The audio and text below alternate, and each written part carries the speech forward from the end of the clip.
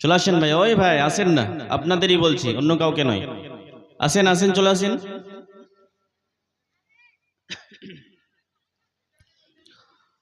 আলহামদুলিল্লাহ নাহমাদুহু ওয়া নাস্তাঈনুহু ওয়া নাস্তাগফিরুহু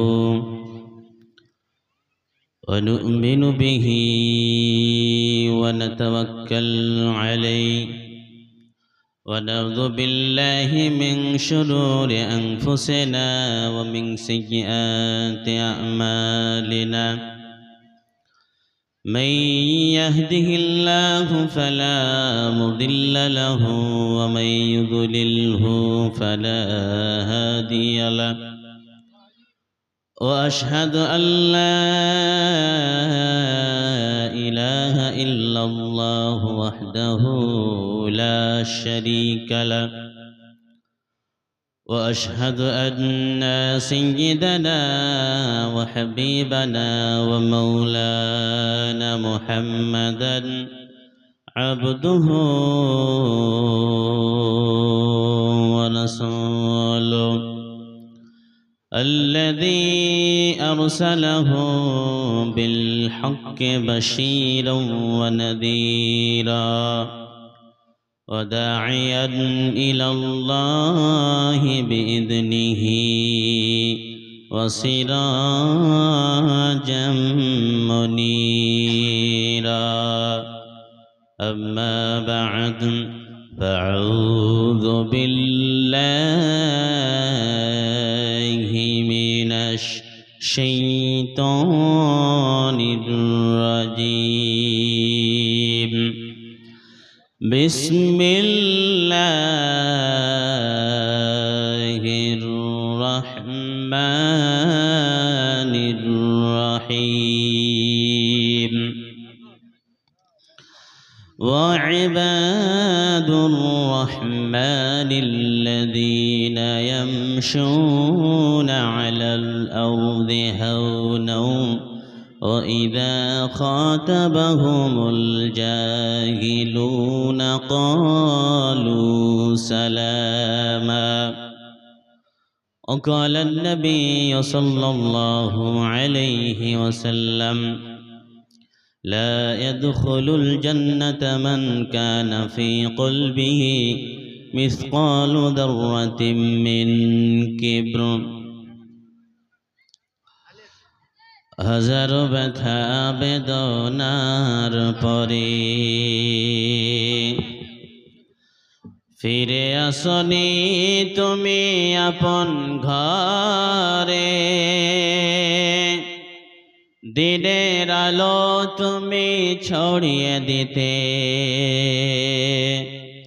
চলে গেলে মদিনায় মক্কা ছেড়ে। হে রাসূল তোমাকে ভুলি আমি কেমন করে, হাজারো ব্যথা বেদনার পরে ফিরে আসনি তুমি আপন ঘরে, দিনের আলো তুমি ছড়িয়ে দিতে চলে গেলে মদিনায় মক্কা ছেড়ে। হে রাসূল তোমাকে ভুলি আমি কেমন করে, হে রাসূল তোমাকে ভুলি আমি কেমন করে। খেয়ে না খেয়ে দিন প্রচারের কাজে নিজেকে দিয়েছ বিলিয়ে, খেয়ে না খেয়ে দিন প্রচারের কাজে নিজেকে দিয়েছ বিলিয়ে। তাই ফেরি কাফেরেরা চিনল না সে আলো, দুষ্ট ছেলেদের পিছু দিল লেলিয়ে। পাথরের আঘাতে ক্ষত বিক্ষত হয়ে সারা শরীর থেকে রক্ত ঝরে। হে রাসূল তোমাকে ভুলি আমি কেমন করে, হাজারো ব্যথা বেদনার পরে ফিরে আসনি তুমি আপন ঘরে, দিনের আলো তুমি ছড়িয়ে দিতে চলে গেলে মদিনায় মক্কা ছেড়ে। হে রাসূল তোমাকে ভুলি আমি কেমন করে, হে রাসূল তোমাকে ভুলি আমি কেমন করে। লিল্লাহে তাকবীর। আওয়াজ কই? আরে আমরা মুসলমান, আমাদের আওয়াজ হবে সিংহের মতো, বিড়ালের মতো নয়। আমাদের আওয়াজ বিড়ালের মতো হয়েছে বিধায় আজকে আমাদের উপরে অত্যাচার শুরু হয়েছে। কদিন আগে আপনাদের বিহারে একজনকে পিটিয়ে মারলো না, শুনেছেন আপনারা খবর? দেখেছেন? তারপরে দুদিন আগে একটা নুসরাত পারভিন বলে একজন আমার বোন ডাক্তার, ওর হেজাব খুলেছে আপনাদের নীতিশ কুমার মুখ্যমন্ত্রী। আপনারা শুনেছেন? শুনেছেন গো? আজকে যদি মুসলমান সিংহের জাতি থাকতো তাহলে ওই নীতিশ কুমারের হাত ভেঙে গড়িয়ে দিত। আজকে মুসলমান ঘুমন্ত, মুসলমান আজ ঘুমিয়ে গিয়েছে। তার জন্য মুসলমানদের উপরে যেখানে সেখানে অন্যায় অত্যাচার হচ্ছে, মুসলমান কিছুই করতে পারে না। এখানে একটা আপনারা ইসলামিক সভা দিয়েছেন, বাজারে দেখেন কতগুলি মানুষ, যেখানে কোরআন এবং হাদিসের আলোচনা হয় সেখানে মানুষকে বসতে ভালো লাগে না। মানুষ গানের আসরে, যেখানে যাত্রা পালা হয়, যেখানে নাটক হয় সেখানে মানুষ যায়, কিন্তু যেখানে কোরআন এবং হাদিসের আলোচনা হয় সেখানে তাকে বসতে ভালো লাগে না। এই তো মুসলমানের অবস্থা। মুসলমান যতদিন নিজেকে না শুধরাবে, যতদিন মুসলমান নিজেকে না পরিবর্তন করবে, ততদিন মুসলমানের অবস্থা পরিবর্তন হবে না। দিন বা দিন আরো মুসলমানের অবস্থা খারাপ হবে, দেখে যান। প্রিয় শ্রোতা মণ্ডলী, আজকে আমি আপনাদের সম্মুখে কালামুল্লাহ মাজিদ থেকে সূরাতুল ফুরকানের শেষ রুকুর একটি আয়াত পড়েছি এবং একটি ছোট্ট হাদিস। সে সূরা ফুরকানের শেষ রুকুর আমি আজকে আপনাদের সামনে ব্যাখ্যা করব, তাফসীর করব। তো সেই শেষ রুকুর মধ্যে রয়েছে রহমানের গোলাম যারা, তাদের গুণাবলী, তাদের বৈশিষ্ট্য, যে যারা রহমানের গোলাম হবে, যারা রহমানের বান্দা হবে, এদের কি গুণাবলী থাকবে, এইগুলো বিষয় সেখানে আলোচনা করা হয়েছে। আচ্ছা, আমরা এখন আপনাদের প্রশ্ন করব একটা, আমাদের মধ্যে কে কে আল্লাহর গোলাম হতে চায় একবার হাত তুলে দেখান তো। সবাই হতে চান না মনে হয়, নাকি? আমরা কে কে আল্লাহর গোলাম হতে চাই একবার সবাই হাত উঁচু করে দেখায় আল্লাহকে। আল্লাহর গোলাম এটা কি বলতে আমাদের দ্বিধা লাগছে, যে আমাদের লজ্জা বোধ হচ্ছে, মনে হচ্ছে নাকি যে আল্লাহর গোলাম শব্দটা বলছে?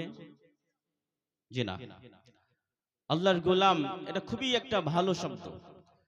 কারণ বিশ্বনবী সাল্লাল্লাহু আলাইহি সাল্লাম যখনই নিজের পরিচয় দিতেন তখন তিনি প্রথমে বলতেন ইন্নী আব্দুল্লাহ, আমি হচ্ছে আল্লাহর গোলাম। তারপরে তিনি বলতেন তার রাসূল। তো কোন বান্দা যদি আল্লাহর গোলাম হয়ে যায়, আল্লাহর বান্দা হতে পারে, তাহলে সে ব্যক্তি সফল, সে ব্যক্তির আর কিছুই লাগবে না, সে জীবনে সাফল্য মণ্ডিত হয়েছে, সে সাকসেস হয়েছে। তো আমরা সবাই আল্লাহর গোলাম হব, আমরা সকলে বলি ইনশাআল্লাহ। সবাইকে আমার সাথে কথা বলতে হবে। আমি যে কোনো প্রশ্ন করি, আপনার প্রশ্নের উত্তর দেবেন তো ইনশাআল্লাহ? আসুন আমরা আল্লাহর গোলাম হব। আল্লাহর গোলাম যদি আমরা হতে পারি, তাহলে আমার ইহকাল এবং পরকালে আমার জীবন সাফল্য মণ্ডিত হয়ে যাবে। আমরা যারা আল্লাহর গোলাম হবে, এদের ভেতরে কিছু বৈশিষ্ট্য থাকতে হবে। এমনিতেই শুধু আমি যদি বলি যে আমি আল্লাহর গোলাম হব, আমি আল্লাহর বান্দা হব, এমনি তো হওয়া যাবে না ভাই। আল্লাহর গোলামের ভিতরে, আল্লাহর বান্দার ভিতরে কিছু নৈতিক গুণাবলী, কিছু গুণ থাকতে হবে, তবেই সে আল্লাহর গোলাম হতে পারবে, নচেত নয়। তো আমরা আসি একটা একটা করে রহমানের বান্দাদের গুণাবলী, বৈশিষ্ট্য বলি কি হবে আমরা শুনি। রব্বুল আলামিন কালামুল্লাহ মাজিদের মধ্যে বলেন, وعباد الرحمن الذين يمشون على الأرض هونا। যারা রহমানের বান্দা হবে এরা পৃথিবীর বুকে, জমিনের বুকে এরা নম্র ভদ্রভাবে চলাচল করবে। হাঁটার ক্ষেত্রে, চলার ক্ষেত্রে, বসার ক্ষেত্রে, উঠার ক্ষেত্রে, সর্বক্ষেত্রে এই রহমানের বান্দা যারা হবে এরা নম্রভাবে ভদ্রভাবে চলাচল করবে। এর ভেতরে কিঞ্চিত পরিমাণ অহংকার থাকবে না। এরা একেবারে বিনয়ী হবে, অহংকারের ভিতরে জায়গা পাবে না। আজকে আমরা আমাদের মধ্যে দেখতে পাই অনেক মানুষ অহংকার করে পৃথিবীতে চলে। কেউ কথার মাধ্যমে অহংকার দেখায়, কেউ হাঁটার মধ্যে, কেউ আবার বিভিন্ন আচরণে অহংকার দেখায়। কিন্তু যারা রহমানের বান্দা হবে এর ভেতরে কিঞ্চিত পরিমাণ অহংকার থাকবে না। আমার যুবক ভাইদেরকে দেখা যায় এরা যখন বাইক চালায়, এরা যখন ড্রাইভ করে তখন এমন ভাবে অহংকার দেখিয়ে রাফ ড্রাইভ করে। অনেক যুবককে দেখা যায় সে অহংকারের সহিত এমন ভাবে ড্রাইভ করে যায়, যে কোনো গাড়ি হোক, 4 চাকা হোক আর বাইক হোক। এখনকার যুবকরা, আমার যুবক ভাইদের বলি, এরা ডিজে স্টাইলে এরা বাইক চালিয়ে যায়। দেখেছেন আপনারা? রাস্তা, পুরো রাস্তা একবার এই দিকে যায়, একবার এই দিকে যায়, পুরো রাস্তা ঘিরে সে বাইক চালায়। এরকম অনেক যুবক আছে না? এটা হচ্ছে অহংকার। আবার কোন যুবক ভাইকে দেখি যে বাইক যখন চালায় সিলেন্সারে একটা ফুটো করে, কি একটা লাগায়, যেন ভ ভ শব্দ জোরে করে, যেন মানুষ তার দিকে দেখে যে একজন কেউ বাইক চালিয়ে যাচ্ছে। এটা অহংকার ছাড়া আর কি হতে পারে? এটা অহংকার। কিন্তু যারা রহমানের বান্দা হবে এরা বিনয়ী হবে, এদের ভেতরে এক কিঞ্চিত পরিমাণ অহংকার থাকবে না। কারণ রব্বুল আলামিন কালামুল্লাহ মাজিদের মধ্যে বিভিন্ন জায়গায় বান্দাদেরকে বলেছেন, ও গোলাম, খবরদার অহংকার করা যাবে না। এ ব্যাপারে রব্বুল আলামিন বলেন, ওয়ালা তামশি ফিল আরদি মারহা ইন্নাকা লান তাখরিকাল আরদা ওয়া লান তাবলুগাল জিবালা তুলা। ও গোলাম, খবরদার অহংকার করে চলো না। জমিনের বুকে অহংকার করে চলো না। তুমি অহংকার করে চলতে গিয়ে তুমি কি পারবে জমিনটাকে লাথি মেরে ফাটিয়ে দিতে? আমরা যারা অহংকার করে চলি, আমরা কি পারবো যে জমিনের বুকে চলতে গিয়ে জমিনকে এভাবে লাথি মারলাম জমিন ফেটে যাবে? কেউ পারবো নাকি? কেউ পারবো না। আবার রব্বুল আলামিন বলেন, ও গোলাম, তুমি জমিনের বুকে এমন ভাবে হাঁটো যেন তোমার পা জমিনে ঠেকে না, তুমি যেন উড়ে বেড়াচ্ছ। আচ্ছা বলো, তুমি কি অহংকার করে পারবে লাফ দিয়ে পাহাড়ের চূড়োয় পর্যন্ত পৌঁছে যেতে? কোনো মানুষ পারবে লাফ দিয়ে একবারে পাহাড়ের চূড়োয়, পাহাড়ের একেবারে শেষ মাথায় পৌঁছে যেতে? পারবে না। রব্বুল আলামিন বলছেন, ও গোলাম, তুমি অহংকার করো, অহংকার করে চলতে গিয়ে তুমি জমিনকে ফাটিয়ে দিতে পারবা না, আবার পাহাড়ের চূড়া পর্যন্ত পৌঁছাতে পারবে না। তবে তুমি অহংকার করো কেন? খবরদার বান্দা, অহংকার করো না। রব্বুল আলামিন অন্য জায়গায় বলছেন, ওয়ালা তুশাইর খাদ্দাকা লিন-নাসি ওয়ালা তামশি ফিল আরদি মারহা। ও গোলাম, খবরদার মানুষের সাথে গাল বাঁকিয়ে কথা বলো না, অহংকারের সহিত কথা বলো না। আর জমিনের বুকে চলবা, খবরদার অহংকার দেখিয়ে চলবা না।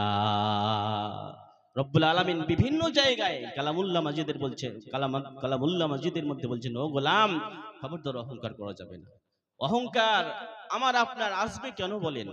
অহংকার তো একমাত্র হচ্ছে আল্লাহর জন্য শোভা পায়, আমার আপনার জন্য নয়।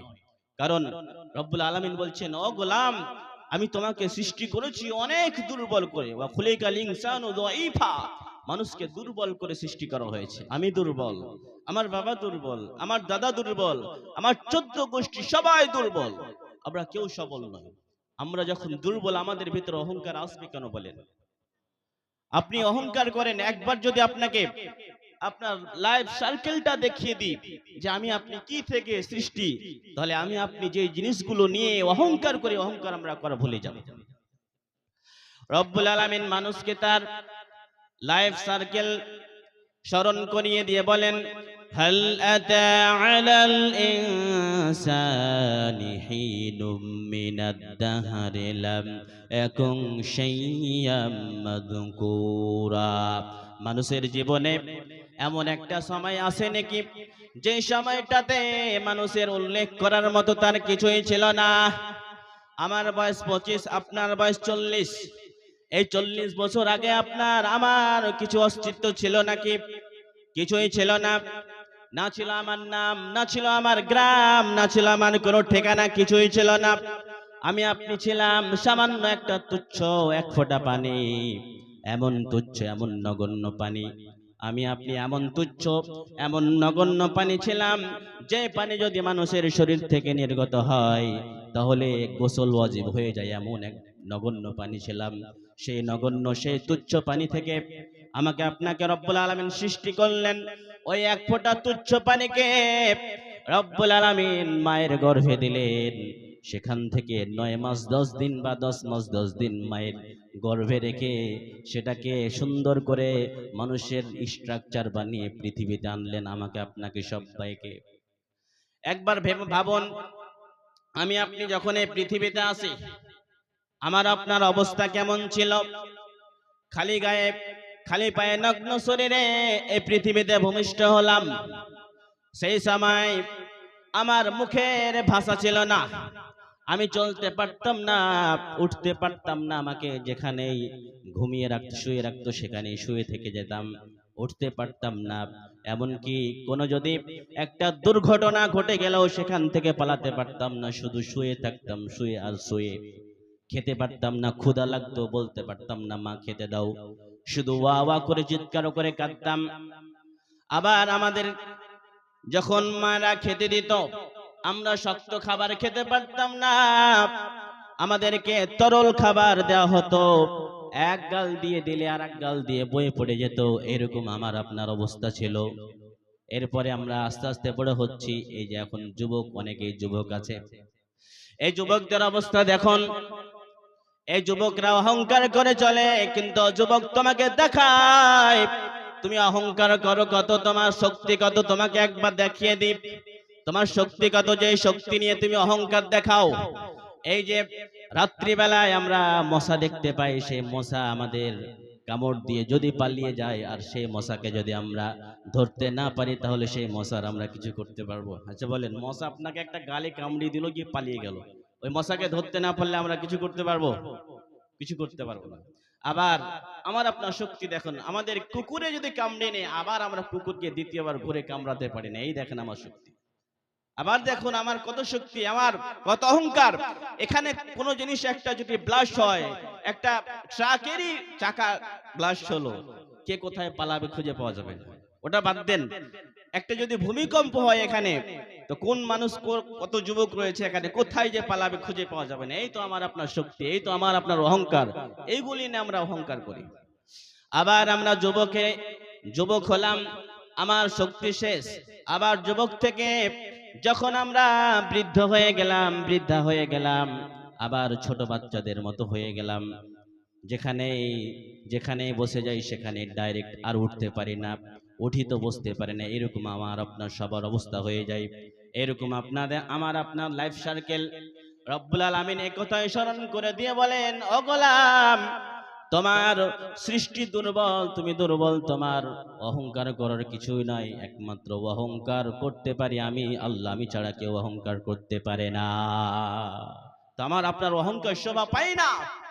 অনেকে আমরা অহংকার করে ধন সম্পদ নিয়ে, আবার কেউ ক্ষমতা নিয়ে, আবার কেউ পদ নিয়ে, আবার কেউ জ্ঞান নিয়ে আমরা অহংকার করি। আচ্ছা বলেন, যে জিনিসগুলো নিয়ে আমরা অহংকার করি, ধন সম্পদ নিয়ে যে অহংকার করি, সেই ধন সম্পদ দিয়েছেন কে? কথা বলবেন, কে দিয়েছেন? আবার যে ক্ষমতা নিয়ে, শক্তি নিয়ে আমরা অহংকার করি, সেই শক্তি দিয়েছেন কে? আবার আমরা যেই জ্ঞান নিয়ে অহংকার করি, সেই জ্ঞান দিয়েছেন কে? যে আল্লাহ দিয়েছেন আমাদেরকে, সে আল্লাহ এক নিমিষে সেগুলো সবকিছু আমার আপনার কাছ থেকে কেড়ে নিয়ে রাস্তার ফকির বানিয়ে দিতে পারেন কিনা? পারেন। অনেক মানুষকে দেখেছেন, বড় বড় মানুষ, বড় লোক, অহংকার দেখিয়েছে, রব্বুল আলামিন এক থাপ্পড়ে তাকে সোজা করে তাকে রাস্তার ফকির বানিয়ে দিয়েছে। আবার অনেক জ্ঞানী মানুষ যারা অহংকার দেখায় জ্ঞান নিয়ে, যে আমার মতো এই গ্রামে কেউ জানে না, আমি জ্ঞানী, সবচাইতে জ্ঞানী, ওই জ্ঞানীকে আল্লাহ রব্বুল আলামিন সেই জ্ঞানীর জ্ঞান শূন্য করে দিয়ে তাকে রাস্তার পাগল বানিয়ে দিয়েছেন। এমন অনেক নজির আছে না নাই? তো খবরদার, কোন জিনিস নিয়ে অহংকার করা যাবে না। আবার কোন মানুষ যখন পদ পেয়ে যায়, একটা আসন পেয়ে যায়, সে আসন নিয়ে, সে পদ নিয়ে অহংকার করে বেড়ায়।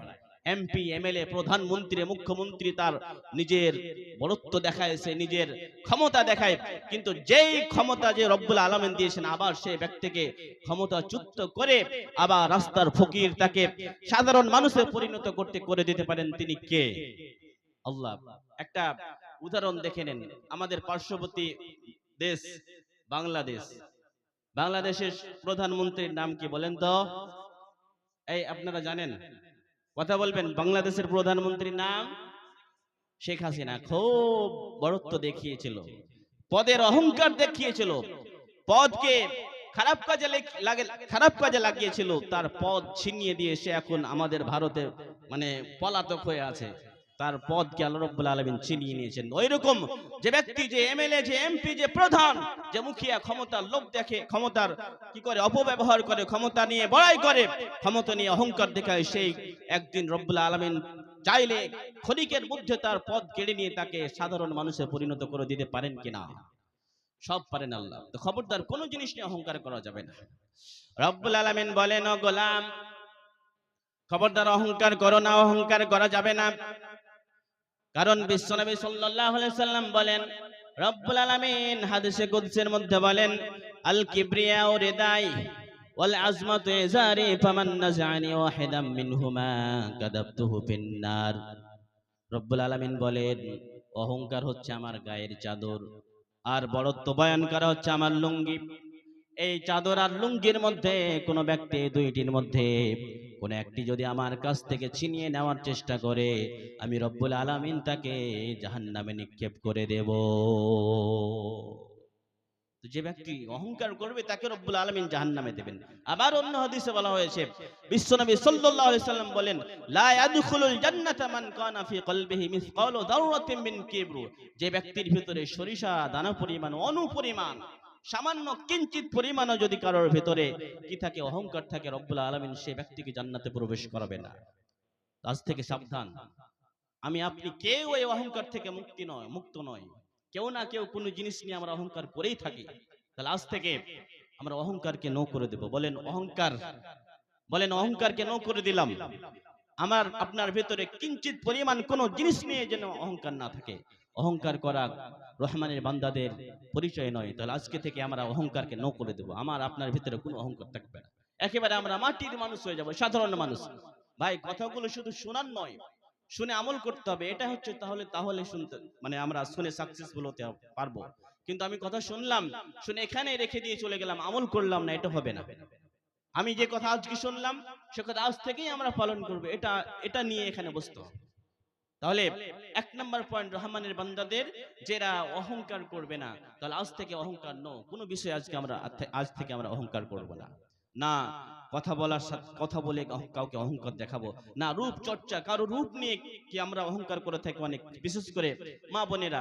তো রূপ নিয়ে অহংকার করা যাবে না, কোনো জিনিস নিয়ে অহংকার করা যাবে না। আজ থেকে অহংকার এরপরে দুই নম্বর গুনাগুন রব্বুল আলামিন রহমানের বান্দাদের বলেন, ওয়াইদা খাতাবাহুমুল জাহিলুনা ক্বালু সালামা। যখন রহমানের বান্দাদের সাথে মূর্খ লোকেরা তর্কে জড়ায়, মূর্খ লোকেরা গালি দেয়, এদের সাথে ঝগড়ায় জড়াতে চায়, এদের সাথে তর্ক বিতর্ক করতে যায়, তখন রহমানের বান্দারা ওই মূর্খ লোকদেরকে বলে, ভাই তোমাকে সালাম দিয়ে পাশ কাটিয়ে যায়। রহমানের বান্দা যারা হবে, মূর্খ লোকের সাথে তর্ক করতে চায় না। অনেক আমাদের গ্রামের ভিতরে কোনো না কোনো একটা লোক থাকবে, প্রত্যেক গ্রামে মূর্খ, অথচ সে এমন ভাব দেখায় যে সে যেন একটা বড় আলেম চাইতে আরো বেশি জানে। এরকম সমাজে লোক আছে না? মূর্খ লোক, অথচ একজন জ্ঞানী ব্যক্তির সাথে তর্ক করতে যায়, কিন্তু রহমানের বান্দারা ওই মূর্খ লোকেদের সাথে কোনো সময় তর্ক বিতর্ক করতে যাবে না। মূর্খ লোক যদি রহমানের বান্দাদের সাথে তর্ক করতে আসে, তাহলে রহমানের বান্দারা বলে, ঠিক আছে ভাই, তুই সব কিছু জানিস, আমি কিচ্ছু জানি না, এরকম ভাবে নত স্বীকার করে নিতে হবে, তার কাছ থেকে পাশ কাটিয়ে নিতে হবে, তার সাথে তর্কে জড়াতে হবে না। এটা হচ্ছে রহমানের পরিচয়, রহমানের বান্দাদের পরিচয়। এটা পারবো তো আমরা? এটা পারা কিন্তু খুবই কঠিন, কারণ আমরা অজান্তে জানতে অজান্তে আমরা তর্কে জড়িয়ে পড়ি, কিন্তু তর্কে জড়িয়ে যাওয়া যাবে না। মূর্খ ব্যক্তিকে থাকতে দেন, ওকে ওর পথে ওকে চলতে দেন, খবরদার ওর সাথে তর্ক করা যাবে না। তো রহমানের বান্দাদের দ্বিতীয় গুণ হচ্ছে এরা তর্কের বদলে তর্কে জড়াবে না। মূর্খ লোকেদের গালির বদলে গালি দেবে না, ঝগড়ার বদলে ঝগড়া করবে না, এরা পাশ কাটিয়ে চলে যাবে। কারণ রব্বুল আলামিন এমনটা করতে নিষেধ করেছেন যে মূর্খ লোকেদের সাথে লেগো না। মূর্খ লোক যদি গালি দেয়, তাকে তার গালির বদলে গালি দেওয়া যাবে না, ঝগড়া করলে ঝগড়ার বদলে ঝগড়া করা যাবে না। কারণ আমাকে আপনাকে বিশ্বনবী এমনটা শিখায় নাই। বিশ্বনবীকে কাফেরেরা কত গালি দিয়েছে, কত পাগল বলেছে, কত জাদুঘর বলেছে, কাহেন অনেক কিছু মিথ্যুক বলেছে, অনেক কিছু বলে বিশ্বনবীকে গালি দিয়েছে। আবার বিশ্বনবীকে পাথর মেরেছে, কিন্তু কোনদিন বিশ্বনবীর প্রতিবাদ করেন নাই, কারণ রব্বুল আলামিন বিশ্বনবীকে বারণ করে দিয়েছেন। তায়েফের মাঠে গেলেন বিশ্বনবী জাহেল মূর্খদেরকে কালেমার দাওয়াত দেওয়ার জন্য, জাহান্নাম থেকে বাঁচানোর জন্য, কিন্তু ওই জাহেল মূর্খরা বিশ্বনবীর কথা না শুনে বিশ্বনবীকে পাথর মেরে রক্তাক্ত করে দিয়েছিল। বিশ্বনবীর জুতা মোবারক রক্তের কারণে ভর্তি হয়ে গিয়েছিল। এবার জিবরিল আমিন বিশ্বনবীকে এসে বলেন, ও নবী, এই কাফেরেরা আপনাকে এইভাবে মারলো, আপনি শুধু একবার আদেশ করুন, একবার আপনি বলে দিন, আমি এই দুই দিকের পাহাড়কে দুই দিক থেকে নিয়ে এইভাবে এক জায়গায় জমা করে দিয়ে এই সমস্ত কাফেরদেরকে আমি শেষ করে দেই। বিশ্বনবী সাল্লাল্লাহু আলাইহি সাল্লাম বলেছিলেন, না, এদেরকে মারতে হবে না, এরা যদি ঈমান না নিয়ে আসে, ইসলামের কথা না মানে, তাহলে এদের পরবর্তী যারা আসবে এই দুনিয়ার মধ্যে, তারা তো মানতে পারে না, মারতে হবে না। দেখুন, গালির বদলে মারের বদলে মার বিশ্বনবী দিলেন না, বিশ্বনবী বরঞ্চ তাদের জন্য দোয়া করেছেন।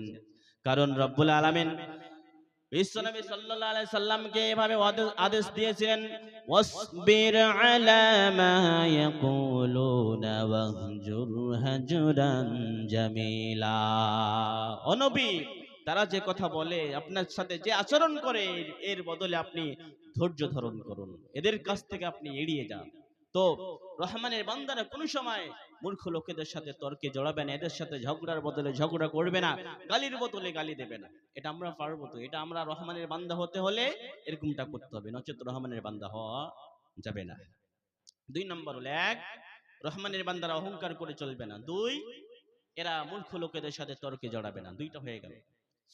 এবার 3 নম্বরে রব্বুল আলামিন বলেন, والذين يبيتون لربهم سجدا وقياما। রহমানের বান্দারা রাত্রি বেলায় সিনেমা দেখে রাত্রি কাটিয়ে দেয় না, পর্নোগ্রাফি দেখে রাত্রি কাটিয়ে দেয় না, বিভিন্ন ধরনের নাটক দেখে রাত্রি কাটিয়ে দেয় না, এরা ফ্রি ফায়ার খেলে রাত্রি কাটিয়ে দেয় না, এরা মোবাইলে জুয়া খেলে রাত্রি কাটিয়ে দেয় না, গেম খেলে রাত্রি কাটিয়ে দেয় না, এরা রাত্রি কাটায় রব্বুল আলামিনের সামনে দণ্ডায়মান হয়ে এবং সাজদারত অবস্থায়। রাতের আধারে যারা সিজদাতে রয়, দু চোখের স্রোতে নদী যেন বয়। রাতের আধারে যারা সিজদাতে রয়, দু চোখের স্রোতে নদী যেন বয়। ছলনার হাত ছানি যতই আসুক, ছলনার হাত ছানি যতই আসুক, পিছনে ফিরেও সে তাকায় না। যাদের হৃদয়ে আছে আল্লাহর ভয়, তারা কভু পথ ভুলে যায় না। তো যারা রহমানের বান্দা হবে এরা রাত্রিটাকে এমনিতেই কাটিয়ে দেয় না। আজকে আমার আপনার রাত্রি কিভাবে যায় একটু ভাবুন তো। এখন ছোট্ট ছেলে থেকে নিয়ে যুবক, বৃদ্ধ, বৃদ্ধা সবার রাত্রি কাটে মোবাইলে। ঠিক বললাম? রাত্রি কাটে মোবাইলে। বৃদ্ধ কি, বৃদ্ধা কি, যুবক কি, সবাই রাত্রি বেলায় মোবাইল দেখে দেখে রাত্রি 12টা, 1টা, 2টা পর্যন্ত এরা মোবাইল দেখে কাটিয়ে দেয়। আবার অনেক যুবক যুবতী ফোনে কথা বলতে বলতে সারা রাত্রি কাটিয়ে দেয়। আমার আপনার রাত্রি কিভাবে কাটছে একবার ভাবুন তো। আমরা রহমানের বান্দা হতে পারবো এভাবে রাত্রি কাটালে? না, কোসমিন কালো হতে পারবো না।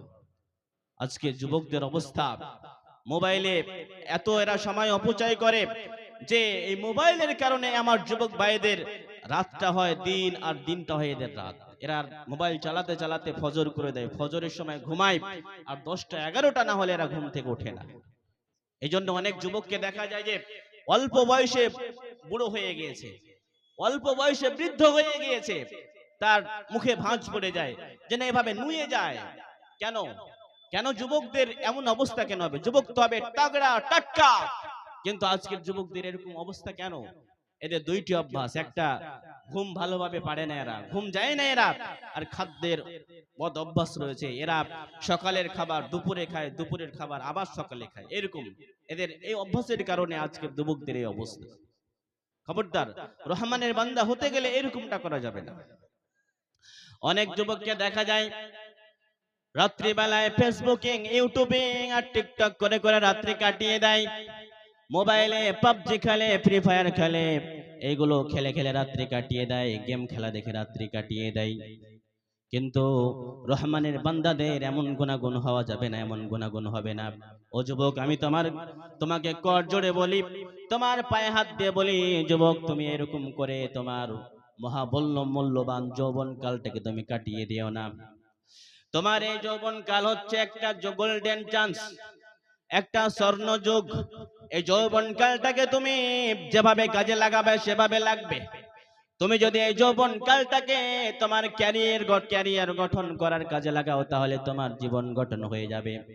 কারণ এই যুবক বয়সটাতে মানুষ অনেক কিছু করতে পারে, কিন্তু ও যুবক, তোমার আমার জীবন কাটে এমনি মোবাইলের পাশে আর মেয়েদের পিছনে ঘুর ঘুর করে জীবন আমরা কাটিয়ে দেই। কিন্তু খবরদার এরকম করা যাবে না। ও যুবক, তোমাকে বলছি, তুমি খবরদার এরকম এভাবে সময় কাটিয়ে দিও না।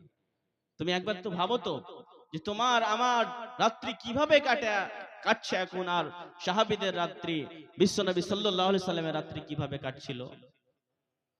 যেই নবীর আগের এবং পিছনে সব গুনাহ রব্বুল আলামিন ক্ষমা করে দিয়েছিলেন, সেই নবী রাত্রি জেগে জেগে ইবাদত করতেন।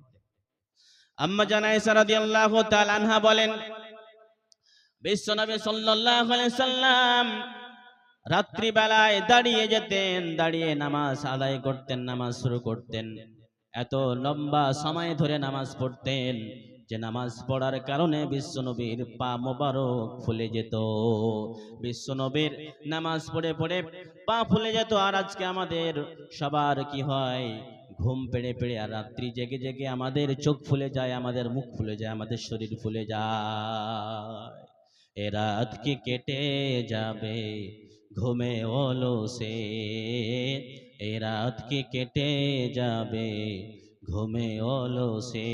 তুমি কি জানবে না তোমার নিজেকে প্রভুকে, এ রাত কি কেটে যাবে ঘুমে অলসে। সিজদায় নত হও, অশ্রু ছাড়ো, প্রভুর শরণে হৃদয় গাড়ো। সিজদায় নত হও, অশ্রু ছাড়ো, প্রভুর শরণে হৃদয় গাড়ো।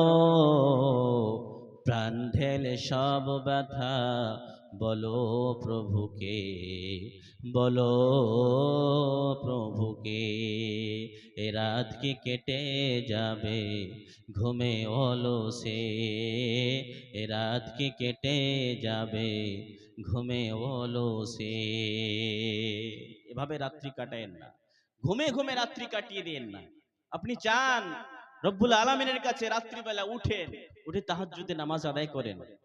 আপনি গুনাহ করেছেন, গুনার জন্য ক্ষমা চান আল্লাহর কাছে। ও রব, তুমি ছাড়া আমার কোনো মাবুদ নেই, আমার মতো পাপী, আমার মতো গোলাম তোমার অনেক রয়েছে, কিন্তু তোমার মতো রব আমার নেই, আমাকে ক্ষমা করো। আমার আপনার জীবনে বুঝি আমার গুনাহ নেই? এখানে যতগুলি আমরা মানুষ বসে আছি, কেউ কি বলতে পারবো যে আমার আপনার জীবনে গুনাহ নেই? অনেক গুনাহ আমরা জীবনে, আমরা দিনে হাজার হাজার কোটি কোটি আমরা গুনাহ করে থাকি। সে গুনাহ করার পরে আমরা চুপচাপ বসে থাকি, আমার আপনার কিছু ভাবনা নেই। গুনাহ করেছি করেছি, আমার ক্ষমা চাওয়ার দরকার নেই। আপনি রাত্রিবেলায় ওঠেন, তাহাজ্জুদের নামাজ পড়েন, আপনি পুরো রাতটাকে ঘুমে ঘুমে কাটিয়ে দিয়েন না। আপনি রাত্রিবেলায় উঠে যান, উঠে গিয়ে তাহাজ্জুদের নামাজ আদায় করেন, আর রব্বুল আলামিনের কাছে দুই হাত তুলে ক্ষমা চান। ও রব, আমি অনেক বড় গুনাহ করেছি, অনেক গুনাহ করেছি, আমাকে ক্ষমা করে দাও। কারণ রব্বুল আলামিন রাতের তৃতীয়াংশে প্রথম আসমানে নেমে আসেন। নেমে আসার পরে বান্দাদের ডাক দেন, ও গোলাম, কেমন আছো গুনাহগার? কার কি লাগবে? কেমন আছো ঋণগ্রস্ত, ক্ষতিগ্রস্ত, বেমারগ্রস্ত? কার কি লাগবে? আসো আমার কাছে চাও। হাদিসের মধ্যে শব্দগুলি এভাবে এসেছে, মাইয়াদউনি ফাস্তাজিব লাহু।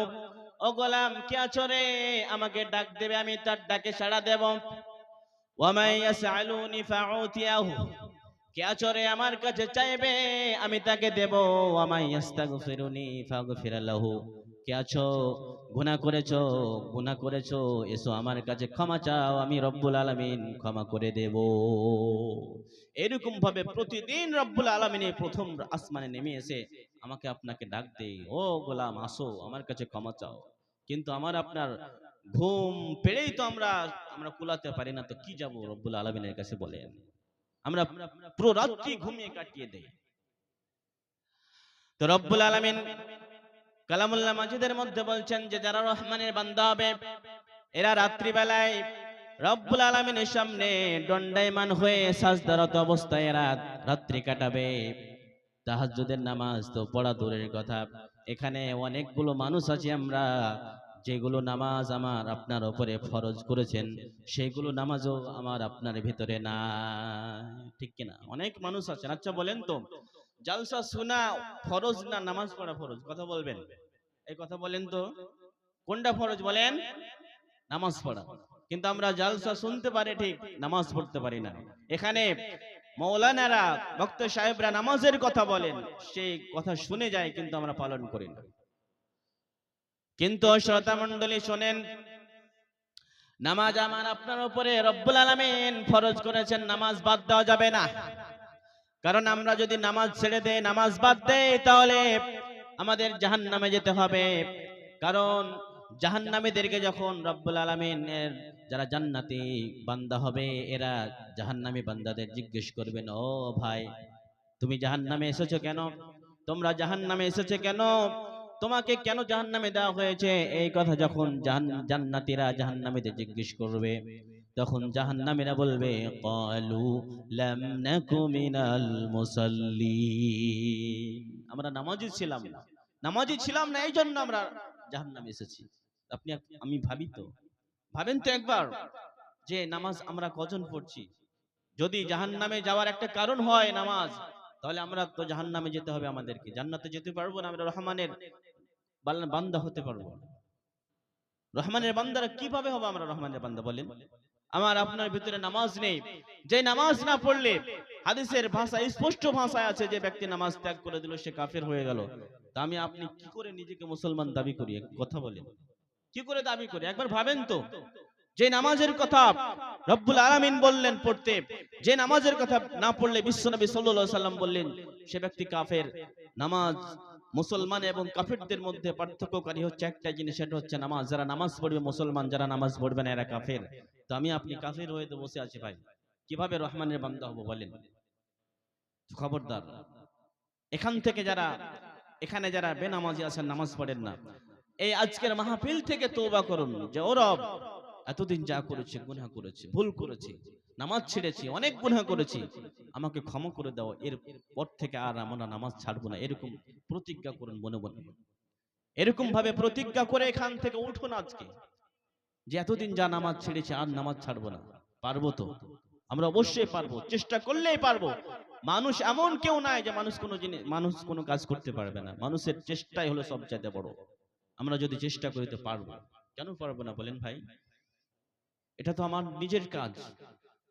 আমি আপনি যেই কাজের বাহানা দিয়ে, যে বাহানা আজকে আমরা দেই যে আমার 4টা 5টা ছেলে সন্তান, আমার ছেলে মেয়ে আছে, ওদের জন্য ওদের খাবার জোগাড় করতে গিয়ে সময় পায় না, এরকম ভাবে অনেকে বাহানা দেই না? আমার মা বোনদের বাহানা হচ্ছে যে ছোট ছোট বাচ্চা কখনো প্রসাব করে দেয়, কখনো পায়খানা করে দেয়, এই জন্য নামাজ পড়তে পারি না। আচ্ছা বলুন, কিয়ামতের দিন রব্বুল আলামিন যখন আপনাকে জিজ্ঞেস করবে, এগুলো যদি আপনি বাহানা দেন যে এইগুলো এর কারণে নামাজ পড়তে পারেনি, সে বাহানা কাজে চলবে? কাজে লাগবে?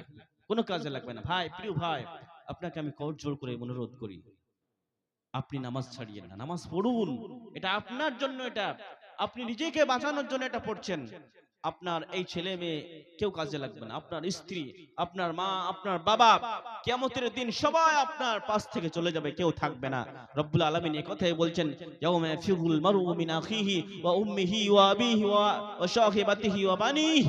কিয়ামতের দিন একজন ভাই আরেক ভাইকে দেখে পালিয়ে যাবে, মা সন্তানকে দেখে সন্তান মাকে দেখে, বাবা ছেলেকে দেখে ছেলে বাবাকে দেখে, স্বামী স্ত্রীকে দেখে স্ত্রী স্বামীকে দেখে পালিয়ে যাবে, কেউ কাউরির পরিচয় দেবে না। আর যে মায়ের জন্য, যে বাবার জন্য, যে স্ত্রীর জন্য, যে ছেলের জন্য, যে মেয়ের জন্য আজকে আপনি নামাজ ছাড়ছেন, আপনি অন্যায় পথে ইনকাম করছেন, আপনি নিজে শ্রম দেন না রব্বুল আলামিনের জন্য, আল্লাহ রব্বুল আলামিনের ইবাদত করেন না, সেই মা বাবা, সেই স্ত্রী সন্তান সবাই আপনাকে ছেড়ে চলে যাবে, আপনি একা হয়ে যাবেন।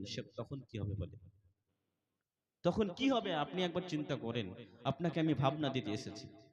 প্রিয় ভাই, খবরদার, রহমানের বান্দা হওয়ার চেষ্টা করুন।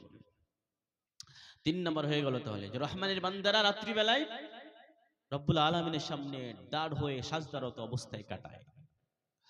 এবার রব্বুল আলামিন 4 নম্বরে বলছেন, والذين يقولون ربنا اصرف عنا عذاب جهنم إن عذابها كان غراما। রহমানের বান্দারা ইবাদত করবে, ইবাদত করার ফলে এদের ভেতরে অহংকার আসবে না, যে আমরা নামাজ পড়ি, রোজা রাখি, ভালো আমল করি, এর ফলে আমরা জান্নাতে চলে যাব, এই অহংকারটা কোন সময়ের ভেতরে আসবে না। এরা রব্বুল আলামিনের ইবাদত করতেও থাকবে এবং রব্বুল আলামিনের কাছে জাহান্নাম থেকে এরা বাঁচতে চাইবে। ও রব, এই কঠিন জাহান্নামের আগুন থেকে আমাদেরকে বাঁচাও। এরা ইবাদত করবে এবং রব্বুল আলামিন